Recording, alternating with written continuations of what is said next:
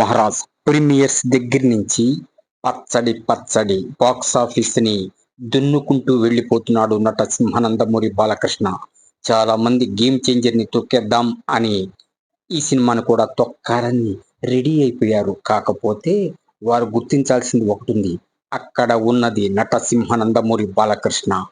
ఆయన రోరింగ్ ముందు బార్కింగ్ గాళ్ళు బలైపోయారు అన్నది మరొకసారి ప్రూవ్ చేసింది.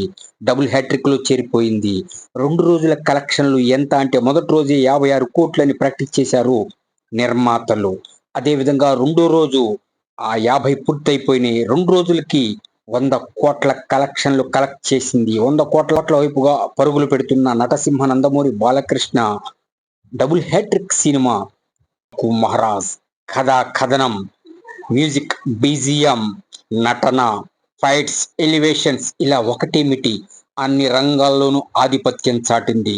సంక్రాంతి విన్నర్ గా నిలిచి గెలిచిన నట సింహనందమూరి బాలకృష్ణ డాకు మహారాజ్ పేరు వింటేనే ధడ ధడ ధడ ధడ, చిన్నలు పెద్దలు వృద్ధులు ఎక్కడ చూసినా ఇప్పుడు డాకు మహారాజ్ జాతర, బాక్సాఫీస్ మాస్ జాతర.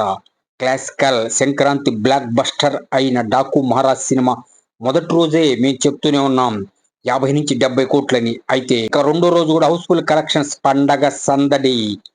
డాకు మహారాజ్ థియేటర్స్ దగ్గర మీరు చూస్తే అర్థమవుతుంది.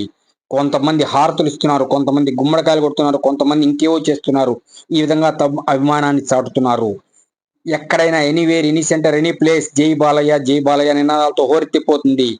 సో ఈ సినిమా 2 రోజుల కలెక్షన్లు మా అంచనా ప్రకారం 100 కోట్లు అంతే రాసి పెట్టుకోండి పక్కా.